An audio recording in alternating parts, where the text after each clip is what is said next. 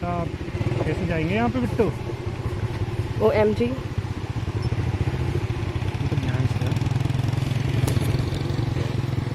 Hey guys, this is a village in Sapa Valley, and you can see the roads are very narrow. There are children, house, yeah, whatever, and there is water. There are paddy fields, and it's pretty shaky. Ow.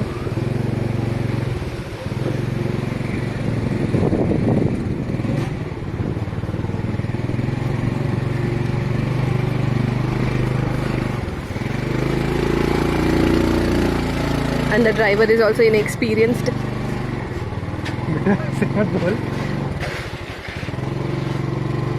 They are growing some veggies. They have proper drainage system. Do you know that? Yes. They have system in place wherein each field gets water. These are stair-like fields.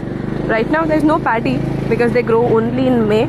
But they have made provision. You can see they have made small tanks. This is a water tank which will be later used for agriculture purpose. This is a typical aboriginal house here, made of wood, bamboo.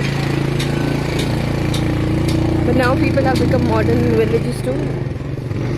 Okay. Finally. We made it.